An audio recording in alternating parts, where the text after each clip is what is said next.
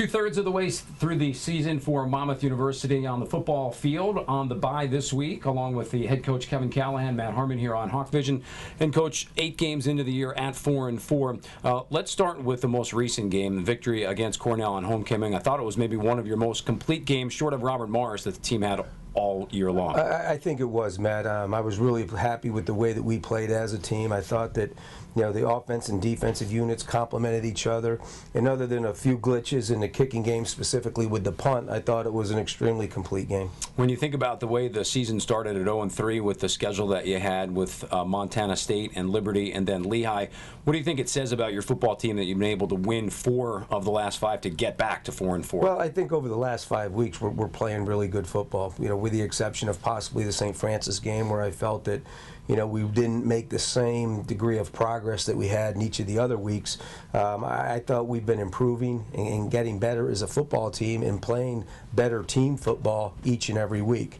This week we have the bye, and hopefully that same trend will continue coming out of it. When you think about the bye, it usually serves such a big purpose, especially at this point of the season. Eight games in, I'm sure there are a ton of nicks, bumps, and bruises that you can really use this week to gear up for the rest of the November schedule. There are, Matt. There were several guys that we held out of last Saturday's game. There were guys that hadn't practiced the entire week leading into it, and there's other guys who have played right along and practice every day, but they have their share of bumps, bruises, injuries, and soreness. And the bye week serves as an opportunity for everybody to rest up. Those that are injured and rehabbing, to accelerate that rehab and to heal up. But everybody needs this rest. I think players and coaches alike. We're practicing twice this week. We went this morning. We'll go again tomorrow morning.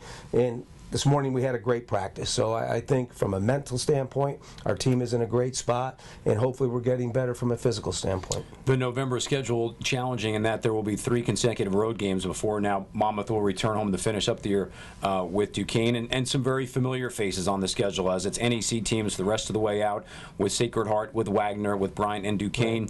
Even though Monmouth no longer a member of the NEC, I would almost think that the players thinking that they could almost lay claim to being the best team in the old NEC if they can close out the November schedule with 4 straight wins. Well, that's one of the things that we're presenting to them in our approach, that we're not in the league, but we're still playing all but one of the league teams, and we want to win as many of those games as we possibly can. And you mentioned Sacred Heart, which will be our first opponent coming out of the bye week, and they're red hot right now. They're 7-1. They're playing terrific football. It looks like not anyone in the NEC will be able to stay close to them the rest of the way. How about unit-wise, offensively at this point? There's been ups and downs during the course of the year. Obviously, the game against Cornell was certainly a high. I thought Brandon Hill played his best game of the season up to this date. 4 touchdown passes, no interceptions. Really looked all of a sudden very comfortable in the offense. He did, and I agree with you, Matt. I think it was his best performance to date from start to finish. He was right on with his passes. He was accurate. He got the ball out quickly. He got it into positions where receivers could catch it and run after the catch. I thought he did a good job with the audible packages and getting us into some really good runs, particularly in the second half.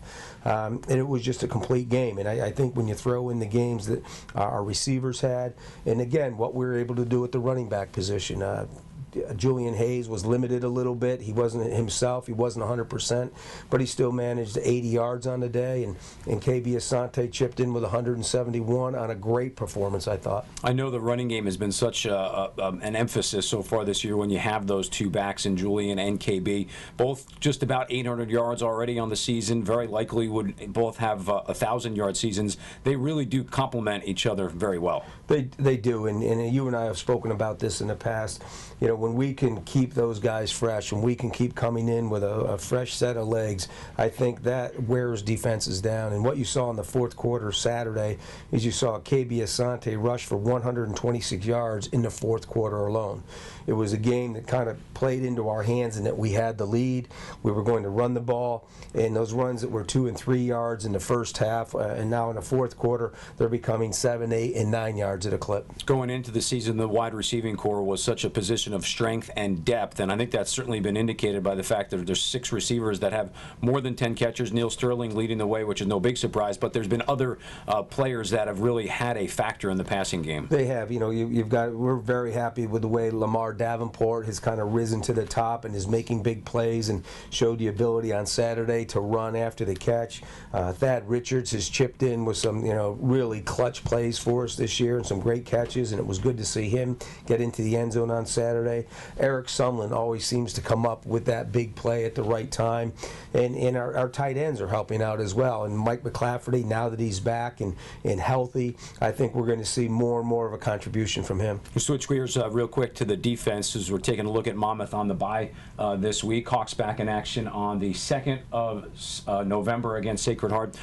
The front seven, Coach, has, I think, been on an upward climb during the course of the year. And again, a little bit of a dip against St. Francis, Pennsylvania, but even the defense that day played fairly well, limiting Kyle Harbridge to under 100 yards. But that unit, even of itself, between the defensive linemen and the linebackers, really seem to be clicking very well. They have, and that started, quite honestly, back in the 3rd game of the season, in the Lehigh game. And I actually felt there was some really good play by that group going as far back as the Liberty game. It's a group that's coming together. We're down 2 starters at the defensive tackle position, but the guys who have stepped in have done a tremendous job. We're making it very difficult for our opponents to run on us. 2 weeks ago, even in the loss out at St. Francis, the nation's leading rusher was held to under 100 yards for the first time in 2 years. And I think that group is really playing with a high level of confidence right now. It was probably a big question mark for you on the defensive side, but the secondary, all in all, has really put together a nice season up until this point. They are. They're really coming along. And, Saturday was as big a test as they've had to this date, facing Jeff Matthews, the 5th-ranked quarterback in the nation and potential draft choice, and had been putting up over 400-yard games coming into our game. They knew they were up for a difficult challenge, and I thought they did a great job. They changed the coverages. They did a lot of disguising. We used a lot of substitution packages, and I'm very happy with the way our guys are around the ball. We're making plays on the ball. Our number of deflections and pass breakups and passes defended is much higher than it's been in previous years. Is this a week on the bye? You mentioned some of the special teams issues over the course of the last couple of weeks. Is this a week on the bye that gets addressed, or does that get saved for next week and a full week of game prep? It better get addressed. I mean, it's become an issue. It's something that's been an Achilles heel for us, and something that has a sense of urgency to get corrected. And we worked on it some today. We're going to work on it for a good portion of tomorrow's practice, and hopefully going into next week, we'll have the problems fixed, but we will continue to work on it. Up until this point of the season, every year has highs and lows, and Monmouth at 4-4 has had equal highs as they have had lows. I would think in this bye week there's a time of almost reflection, 2/3 of the way the season, kind of right before the last stretch.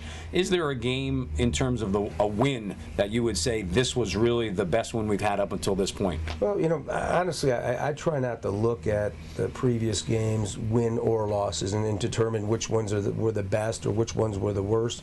What I want to do is make sure that we're looking forward, that we're using this bye week to rest up and get geared up for the 4 games in front of us. Coach, we appreciate the time. You and I will be back Tuesday on the 29th of October, talking things over on the Kevin Callahan Monmouth Football Show, live from Jack's Goal Line Stand. And, of course, Coach and the team back in action on Saturday, November 2nd against Sacred Heart. For all things Monmouth Athletics, we invite you to check out our school's website at gomuhawks.com.